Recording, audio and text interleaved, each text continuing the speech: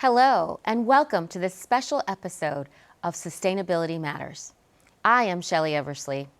I designed Baruch College's degree in Black and Latino Studies, and one important course in the new major is climate justice. Climate justice considers racial and social justice issues as critical to understanding the problems and the solutions to the global climate emergency. I'm excited to introduce you to some of our students and their documentary projects that offer stories and solutions to the climate justice issues right here in New York City. In class, students studied the big issues that inform the global climate emergency, and they focused on how it affects the communities they care about. We were lucky to work with Harriet Hirshorn, an award-winning documentary filmmaker and editor, and to collaborate with CUNY TV on this special project. With support from CUNY's NYC Climate Justice Hub, Harriet helped us design and edit the documentary projects you will see today. Harriet, welcome. Thanks. Harriet, we knew nothing about making documentary films, and at the same time, students were studying climate justice issues. What was it like working with us in this moment of intersectional learning and practice? Yeah, it was really a privilege to work with college students who were learning at the same time climate justice issues and then trying to make film work about that. And it was actually also really exciting watching them researching and then visualizing the stories that they would tell. It was. Let's talk about this next documentary about trees. It's called Roots and Resilience.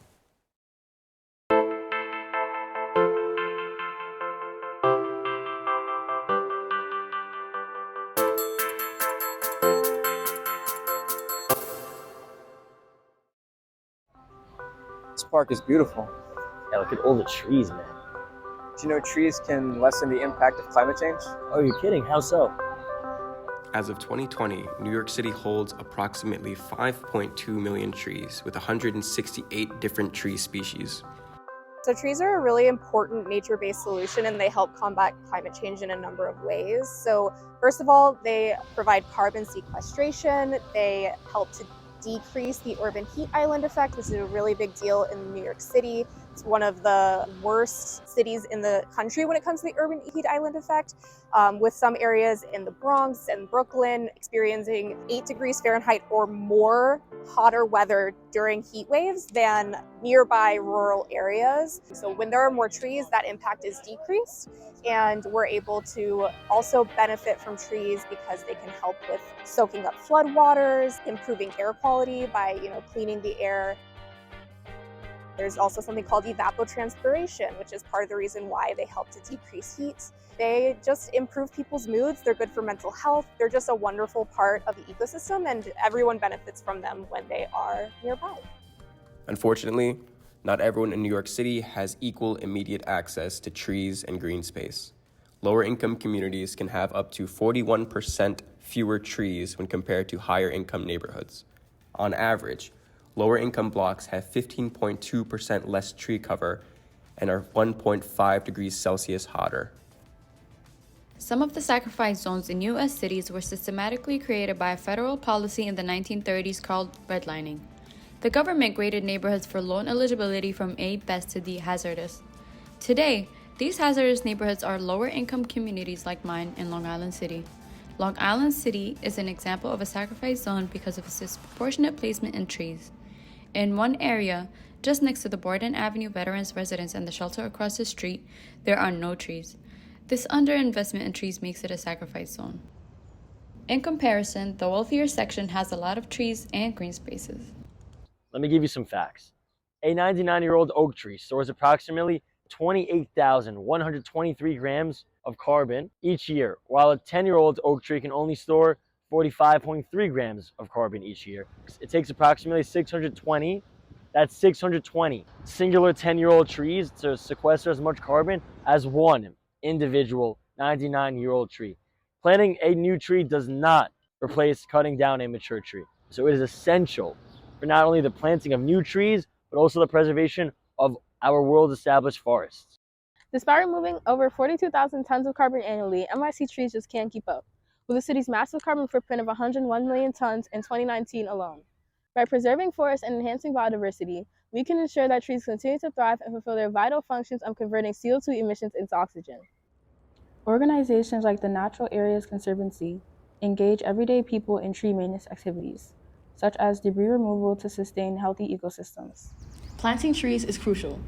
Organizations like Suji Pocket Forests take action by planting native trees globally. It's clear that nature holds the key to many of our environmental challenges. From the resilience of forests to the intricate balance of ecosystems, we've seen how nature-based solutions offer real hope for our planet. But it's also a wake-up call.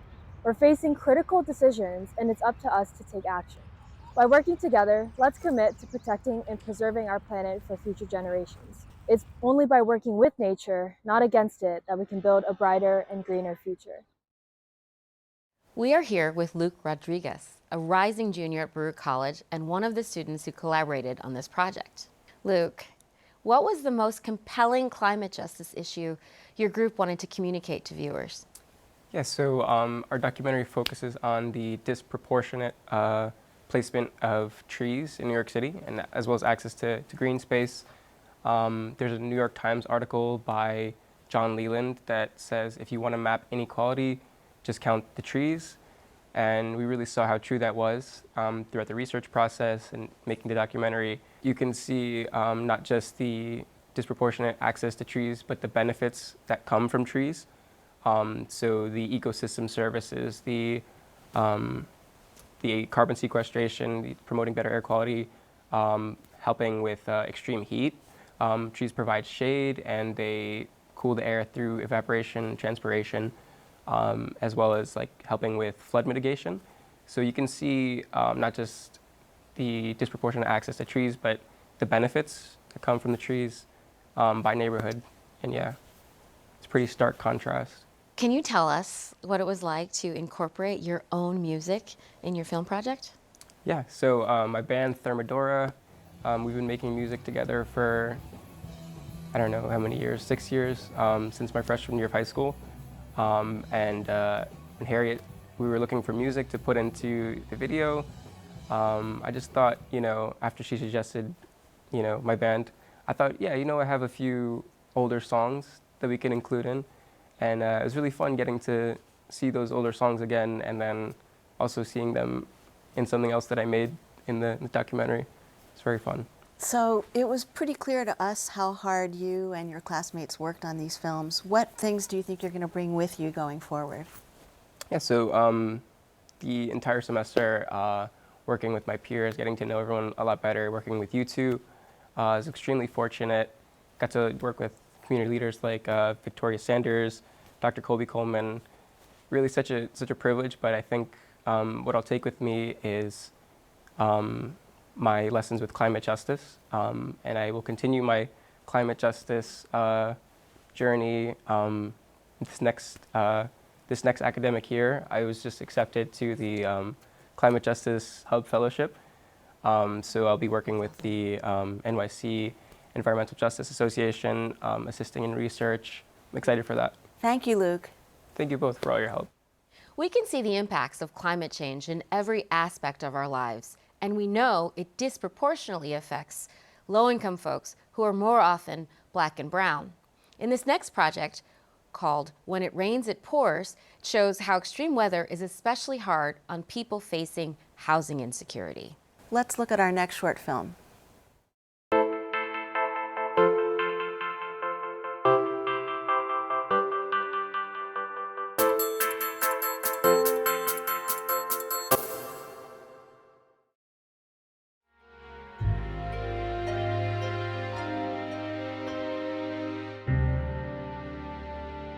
Let's focus on rain, because when it rains, it pours. Our city isn't prepared to adapt to all this water. New York City will continue to be the state's wettest region. Annual precipitation is expected to increase to 11% by 2050. As our weather patterns become extreme, New Yorkers are increasingly more vulnerable to displacement. Climate change impacts housing insecurity in various ways. Folks who are already homeless and vulnerable, they become even more vulnerable during climate crises. really essentially have no protection against flooding. And oftentimes people who are homeless live in dwellings that are obviously outside. So they're going to be impacted by outside factors like rain or hurricanes or extreme heat. By the summer of 2018, there were at least 17,000 single adults and almost 32,000 households, including 22,000 kids, on any given night in New York City's shelter system. I was one of those people. I was outside. My experience is not unique.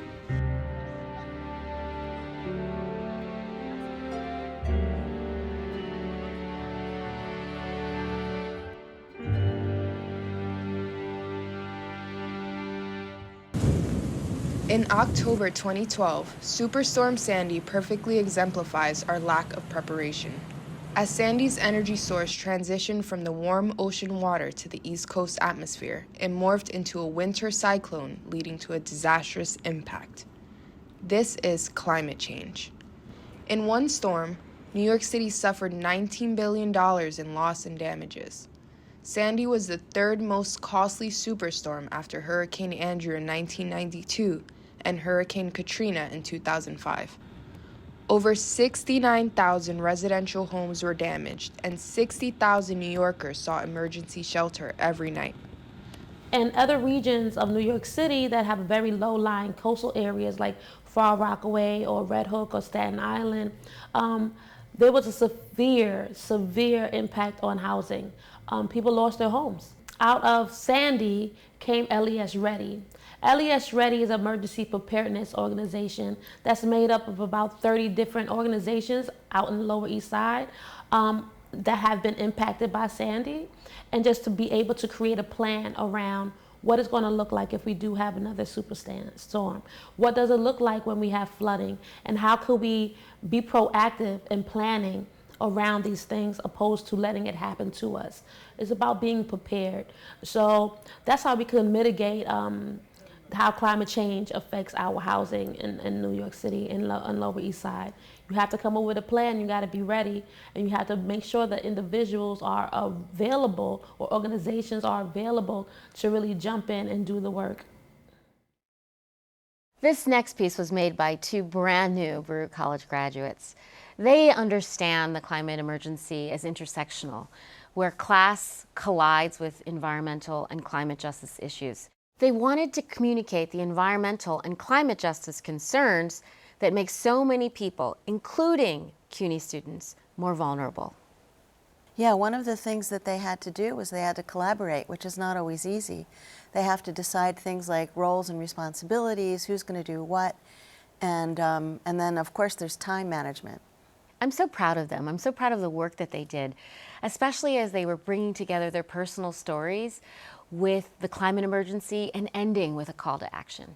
Now, let's look at this project about the bacon, egg, and cheese sandwich by Jullianna Lentini and Camilla Gonzales. After this, you will never look at one of New York's favorite sandwiches the same way.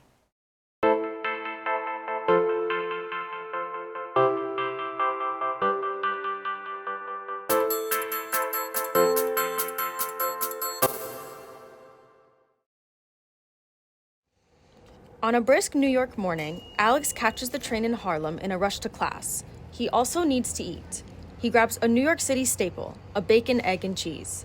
It's an easy fix for the hunger that tugs at his stomach. But this bacon, egg, and cheese is more than just a quick breakfast. It's a symbol of deeper issues, the environmental impact from its production, and the struggle to access healthy food in food desert neighborhoods like Alex's. The classic sandwich suddenly embodies the complex connection between social inequality and climate change. Food deserts are low-income communities with limited access to supermarkets and affordable, fresh, and healthy foods. There are 20 neighborhoods in New York City that have 15 bodegas for every one supermarket. Let's talk about the bacon, egg, and cheese. The meat, dairy, and eggs on the sandwich are often low quality and highly processed. They come from factory farms. Factory farms feed people foods that also add to an environmental and health disaster. And in this terrible cycle, climate change is making it harder and more expensive to produce high-quality animal products. For instance, the animal farming industry contributes at least 15% of global greenhouse gas emissions annually. These emissions contribute to erratic weather patterns and rising temperatures. Food justice is an environmental justice issue because the way we produce food, the way we transport food, and who has access to high quality food are all affected by economic status, social status, and often the people that are bearing the brunt, suffering the consequences of our food and agricultural production systems are the ones with the least ability to speak up and do something about it. People like Alex are faced with a stark choice: ethically sourced eggs that come with a price tag of around $13 per carton, or the factory farmed $4.50 option. The cheaper eggs are often marketed as fresh and healthy, yet the reality is quite different. The ingredients in a bacon, egg, and cheese come from farms where pigs, egg-laying chickens, and dairy cows are kept in crates so small they can't even turn around. These animals also produce tons of waste, which then end up flushed into humongous pits the size of football fields, and they stink. Factory farms then empty the lakes by spraying the urine and feces into the atmosphere. Imagine the quality of life of the people who have to share the same air. New York City eats 200,000 bacon, egg, and cheese sandwiches every day. Alex has no idea, and the low cost of the sandwich makes it seem like he has no choice. So how exactly do we combat this issue?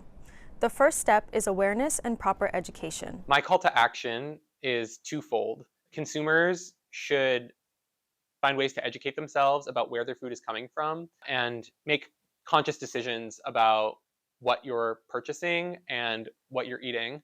It's not the fault of us as individuals that we have these limited food options, that we are forced to buy only the food that we can afford that may have unintended environmental justice consequences. So I think another important call to action is to collaborate and organize with the communities that are affected by environmental justice issues and put pressure on those in power, including companies and governments, to regulate the negative consequences of harmful farming practices so that we can create a safer and healthier world for everyone. This is Jullianna Lentini, a brand new Baruch College alumna and former CUNY climate scholar. Her project with Camilla Gonzales won the Susan Locke Prize for Environmental Sustainability at Baruch College. How will you carry on your advocacy? Well, the topic of my documentary has been very important to me for many years now. I've been very interested in animal advocacy even before taking this class, and the significance of factory farming and its impacts on things like climate change, workers' rights, environmental racism, things of that nature for a while. But working on this documentary has really put into perspective for me just how much work needs to be done within our own city because we localized it to New York specifically. And that's not really something that I had thought about prior to this because I feel like a lot of New Yorkers are detached from our food system because a lot of factory farms, or majority of factory farms, are outside of New York State. So we don't really get to experience firsthand where our food is coming from. So we don't think on a day-to-day how it's impacting our communities, how it's impacting our health and the access to food that we have. So it's very important to me moving forward to be aware of this and to further educate other people so that other people have the proper knowledge to be able to advocate for better health options. So being a recent graduate of Baruch College with a degree in sustainability and environmental science, as well as my history as a CUNY climate scholar and interning at Sustainable CUNY, with all this experience that I have and all this knowledge that I've accumulated, I hope to put it towards my career moving forward and be able to advocate for both people and animals in the future because there's so much work to be done within our own city and I really want to be a part of that change. Thank you, Jullianna. And now let's move on to our next short called Asthma Alley. Our students have very personal experiences with this next short. They live in New York City's so-called Asthma Alley.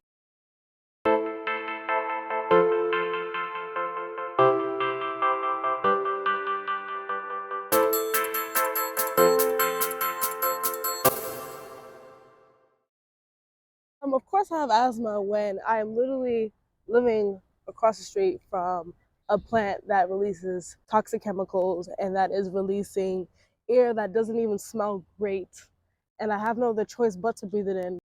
Diagnosed with asthma at age 13, I started going to a high school in East New York that was really close to a waste plant and a highway and JFK Airport. One summer day, I was running to catch the bus. Due to the fumes from the bus, I got an asthma attack. It was the most intense attack I had, and knowing that many die from asthma, I feel lucky to be alive. I was just a kid. Let me show y'all. Y'all about to see how close this power plant is to the projects. Y'all about to see. My cousin Tani lives in that building right there. My titi Susie, she lives in the building down there. They're breathing this in every day like it's nothing. This right here is the school. This is the park I grew up playing in. Imagine going to a park and playing right next to a power plant, y'all. People don't even know this. Right next to the power plant, they have a memorial of a kid who died from respiratory illness. I live in Astoria. Of course I have asthma. Funny story, I actually had an asthma attack on this very block. It was a hot summer day. A group of friends and I decided we wanted to go bike riding along the waterfront in Astoria, Queens. We would see these tall smokestacks. We like to call them cigarettes. I grew up with asthma. This time was different. It was really severe. I had no idea the smoke coming from these smokestacks were filled with harmful chemicals, one of them being CO2. And the low-income neighborhood I lived in was purposely chosen to be the dumping ground due to the environmental injustice the Black and brown people experience all around the world.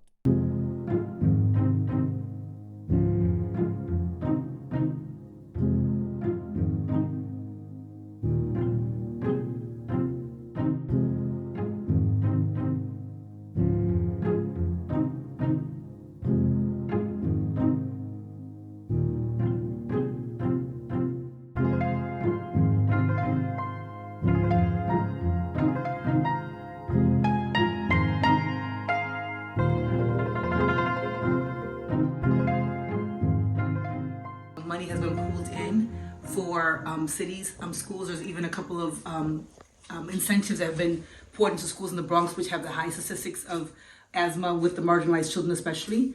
So it's gotten better, and people are really, clinicians are really going out of their way to make sure that there's even asthma medication given in schools for kids who don't have it in their homes. So that has gotten better, but we've got to do better.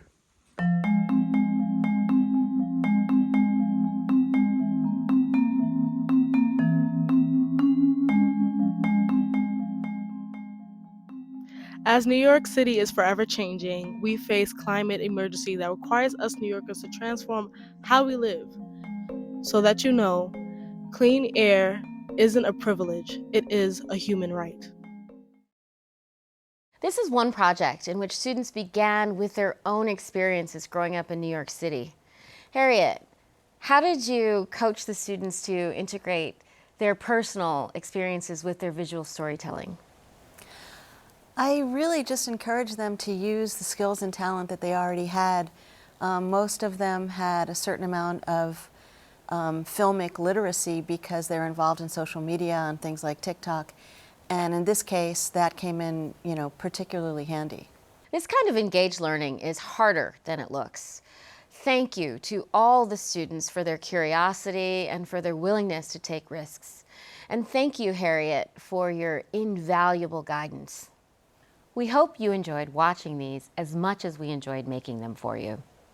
Many thanks to Harriet Hirshorn, the New York City Climate Justice Hub, and CUNY TV for their generous contributions. We are looking forward to continuing this environmental justice work with our students. Please follow CUNY TV on social media and download our new CUNY TV app.